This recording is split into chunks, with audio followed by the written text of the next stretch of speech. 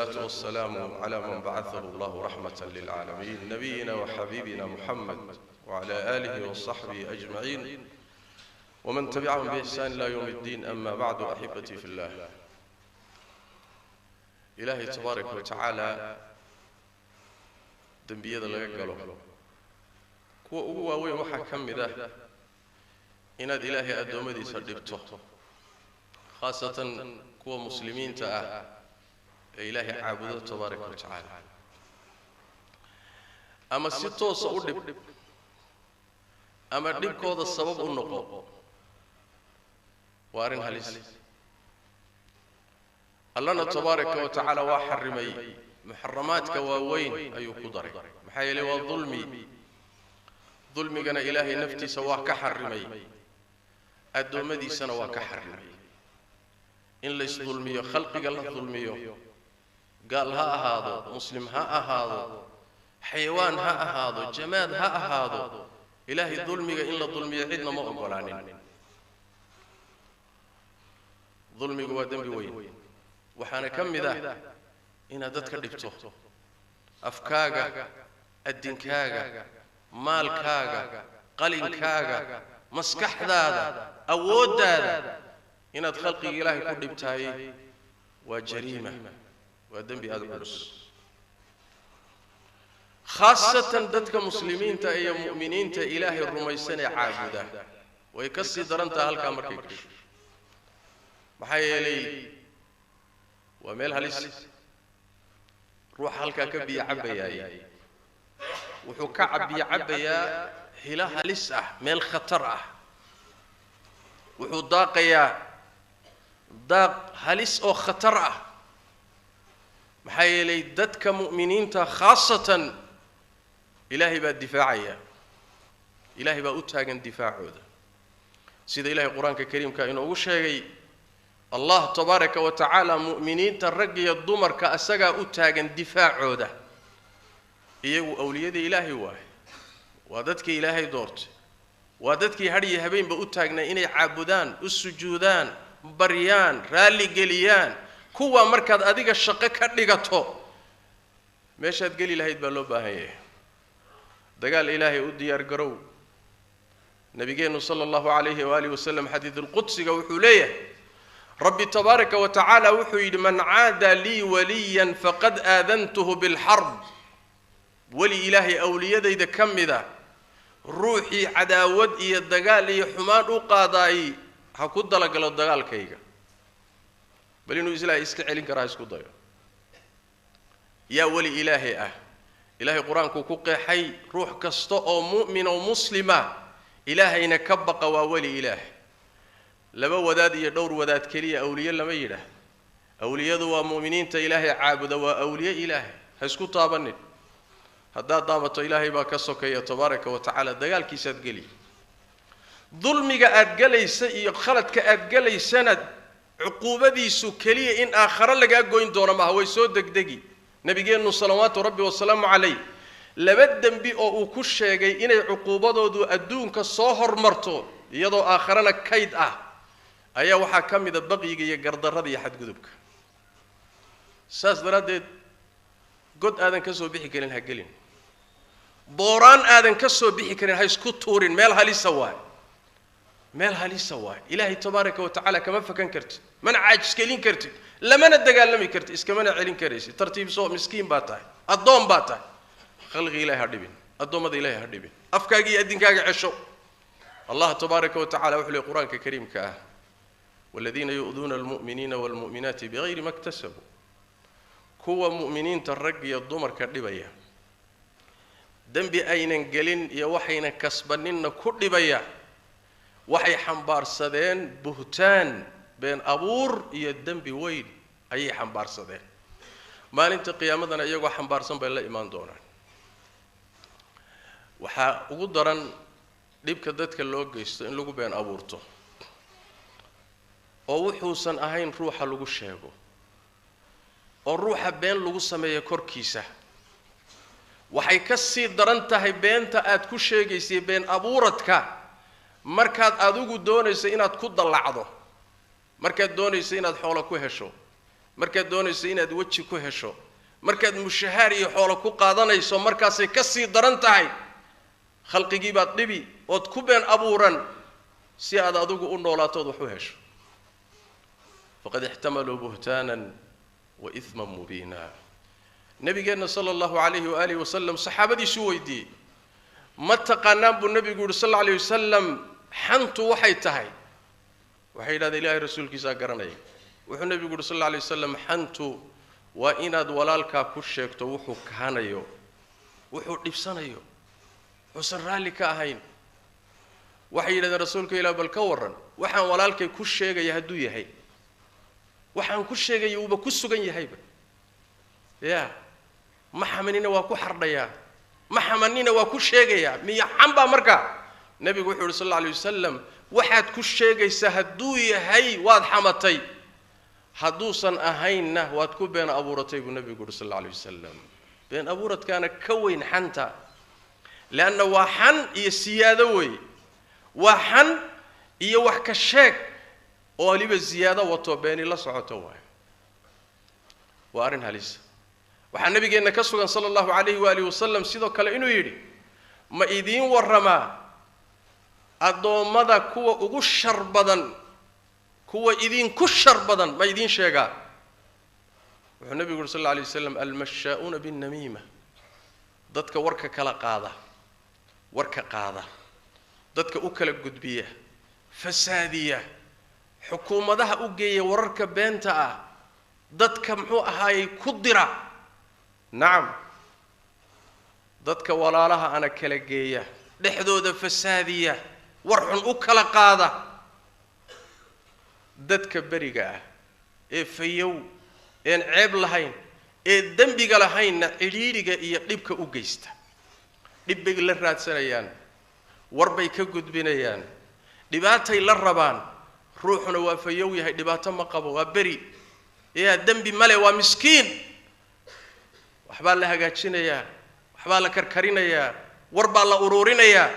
kadibna waa lagu dhibayaa sidii loo dhibi lahaa baa laga shaqaynayaa kuwaasi waa kuwa ilaahay khalqigiisa ugu shar badan buu nabi maxamed yiri salawaatu rabbi wa salaam waxa ka shaqaynaya wayahan dambe waxa aad u batay in dadku ay isku dacweeyaan dawladda ay isku dacweeyaan laamaha amniga ay isku dacweeyaan booliiska iyo saldhigyadiisa ay isku dacweeyaan wax aan xaqiiqo ahayn oo been ah laba waxa dhex maraya ganacsigii baa la isku qabanayaa waa la iskhilaafayaa mid baa tagaya xerada booliisku tagaya ama laamaha amnigu u tagaya markaas wuxuu leeyahay kan wuxuu ka dirsan yahay urur hebel waxbuu qarribaya waxbuu qarxinaya ruuxi waa ka wala la kacay laamaha amnigu wixii soo gaaray inay xaqiijiyaan tuhmo markay timaado inay xaqiijiyaan waa ku qasbay sababtu wax way ihtiyaad iyo dadaal bay ku salaysay wixii iimaan laha inay ka hortagaan xaqiijin dabagal xabsi xolabihi maxkamad sababtu wax way علشان ganacsi baan isku qabanay siyaasad bay laba isku qabanaya waa tagaya markaas uu leeyahay koox wax qarxisu ka tirsay amnigu khatar ku yahay mujarrad inay siyaasad isku qabteen markaas ruuxi dhibaato gaadhaysa muddo u rafaatanaanaya ilaa la xaqiijiyo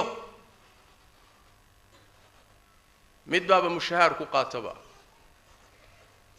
hadduu mushahaar ku qaadan lahaa amniga iyo istiqraarka inuu ilaaliyo waa fiicanta laana amniga iyo istiqraarka iyo sugnaanta iyo nabadgeliyada mujtamacaadku waa mas'uuliyad dadkoo dhan u taala ma aha mas'uuliyad dawladda kaliya u taala ma aha mas'uuliyad u taala laamaha amniga kaliya u taala ma aha laana ammaanku waa wax dadkoo dhan wada leeyihiin ka tukanaya ka masaajidka ku jira ka cibaadeysanaya midka siyaasiga midka wadaadka ka ganacsanaya hooyada guriga joogta carruurta wax baranaysa ammaanku waa lacag ama thaman ama qiimo dadkoo dhan ay leeyihiin waay ma aha kaliya tajiha kaliya inay leedahay wixii kharibaya in laga hortagana waa mas'uuliyad dadkoo dhan ka dhaxaysa waay laakiin waxaan marna la aqbali kareynin in dadka lagu been abuurto warar been la gudbiyo la dhibo sida mushaar lagu qaato xoolo lagu kasbado guriyo lagu aasaasto darajooyin lagu dallaco maya ilaahay tabaaraka wa tacaala waa kugu maqan yahay naam allah waa kugu maqan yahay adiga waxaad ka shaqaynaysaa meel halisa waay bal qaar baa shaqo waxay ka dhigteen inay masaajidda macluumaad khaldan ka gudbiyaan oo macaahid iyo madaarista diinta ilaahay lagu bartiyo culimada macluumaad khaldan ka gudbiyaan oo ay ka shaqeeyaan sidii dhibaato loo gaarsiin lahaa masaajidka safka horena waa kugu xidhiidhiyaya waa kana quraan buu akhrinaya waa tukanaya barina waa tagaya masaajidku soo dacweynaya madrasadii diinta lagu baranayay buu soo dawan war tawxiid baa dacweynaysa iimaankii baa dacweyn marakistii meelihii ilaahay lagu caabudayay baa dacweynaysa haddana waad iimaanaysaa waad cibaadaysanaa shunu hada maxay tahay macnaheedu maxaa tahay adigu seed u taallaa been iyo lifaaq iyo waxaan jirin markaad ka qorayso ood gudbinayso maxaad ka samaysanta maxaad rumaysanta adiga waa arrin halis nabigeenu salawaatu rabbi wasalaamu calayh wuxuu leeyahay ruuxii ruux muslim ah sababtiisa luqmad ku cuna dhib uu ruux muslima dhibayo ayuu luqmad ku cunay xoogaa buu ku helay raashiina xoogaa lacag uu ku kasbaday guri buu ku dhistay waxoogaa buu ku helay wuxuu nabigu yidhi sallallahu alayhi wasallam allah tabaaraka wa tacaala intuu ku helay in la eg ayuu jahannamo ka siinaya maalinta qiyaamada ruuxii dhar ku hela oo ku arad baxa ruux muslima dhibtiisa darteed allah tabaaraka wa tacaala maalinta qiyaamada jahannamo ayuu intoo kale isagana kaga arad bixinaya mariya jahannamo inta lagaaga tolaa lagu xidhi doonaa maryahaad xidhatay eed ku heshay dhibka dadka aad dhibayso maryahaad ku heshay kuwa la mida jahannamo lagaaga xidhi doonaa ruuxii maqaam istaaga istustus iyo ismaqashiin ruux muslima uu ku dhibayo isagana sidoo kale ilaahay maalinta qiyaamada ula dhaqmi doonaayo wuu fadeexayn doonaa nabi maxamed baa sidaa yidhi salawaatu rabbi wa salaamu calayh nacam axibati fillah allah qur-aanka kariimka soo inuguma laha war mu'miniintiyow ka fogaada tuhmada iyo malaha aan waxba ka jirin haysjaajuusinoo haysdabagelina haysjaajuusinoo haysdabagelina nabigeenuna sidoo kale sallallahu alayhi wasallam ceebaha dadka ha raadinin dulduleeladooda ha raadinin nacam haddii ay dhibaato geysanayso ruuxan kadaatu dhibaato geysanayo ama amnigii ama istiqraarkii dhibaato geysanayo mas'ale kale waa ama ruuxa iska nooleen dhib qabin dadkana aan dhib u geysanaynin inaad waxoogaa ku raadsato ama colaad idin dhex martay daraaddeeda aad dhibaato ugu geysato kala maya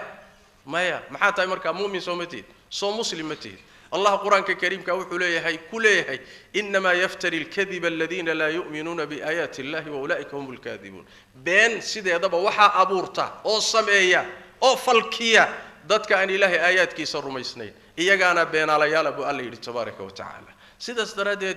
رقم كاسي رقم سحسن ما إلهي روحي قاري ساه لبدا معلين الدكسي إسكا أكفرتي mid intuu tago booliiska uu tago inuu yiraahdo midkan kada ta agtiisa ka furta wax kale meena isku qaban calashan dugsi baa la iska agfurto inuu tago booliiska ku soo dacwooyo yiraahdo balaayo ka tirsan yahay meel xunbo ka soo wax buu qarxinaya shanu hada ya jamaa ila hadhihi suhula waxa ilaahi halka gaarsiin ina saa u sahlato oo sida u fududaado oo mujtamaci dhexdooda isku fasaado oo dadkii dhigood xoolahooda la banaysto oo dhibkooda la banaysto maxay macna sameynaysaa maxaa laga helayaa bal u fiirso nidaamkii dawladii waa lugoysay laamihii amniga waa lugoysay xoolaha ka baxay waqti baa la bixiyay dadaal baa la bixiyay walaalkaana waa dhibtay imisa dhibaad geysatay imisa xoolo imisa maxkamad imisa rafaada علشان وحوجا بعد دحمري علشان واد نعبته علشان الدنت هذه بتكويد علشان وحوجا درجة إن تكون هالشيء كرسي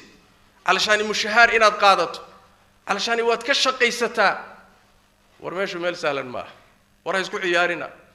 ورا يسكو عيارين cimrigaaga waxa laga yaabaa hal tilaabo aad qaabka u qaaday aakhiradaada iyo adduunkaagaba inay ku rogto oo aad gasho god aadan ka soo bixi karayn hayl meeshu meel sahlan ma khalqiga ilaahay in la dhibo akhbaar khaldan laga gudbiyo warar la abuuro la karkariyo muslimiinta iyo dadka lagu dhibo khalqiga ilaahay dhibaato loo geysto sideedayna u banaanayn in dawlad loo kaashado nidaam loo kaashado been abuur loo sameeyo way ka sii daran tahay ya jamaa'at alkhayr ittaqullah ruuxa waxa ka shaqeynaya waxaan dhihi lahaa waxaad ogaataa adduunyadu waa maalmo inaad geeriyoona waad ogtahay waxaad kasbaysana waad ka tagi doontaa gurigaad dhistay waad ka tagi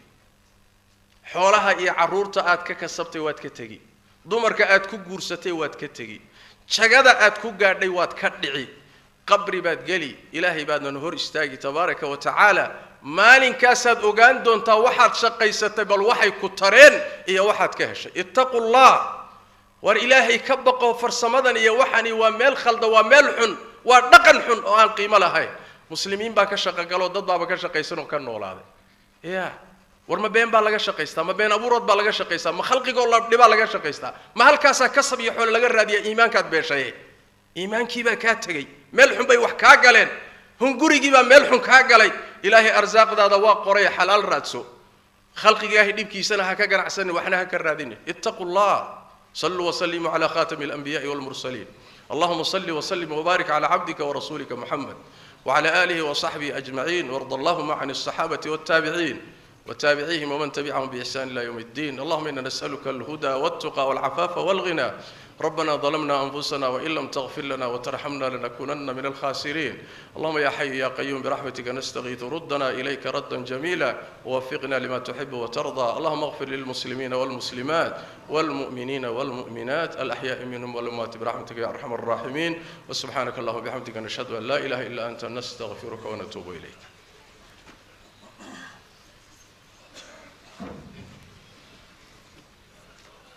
الله أكبر الله أكبر أشهد أن لا إله إلا الله أشهد أن محمدا رسول الله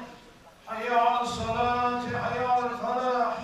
قد قامت الصلاة قد قامت الصلاة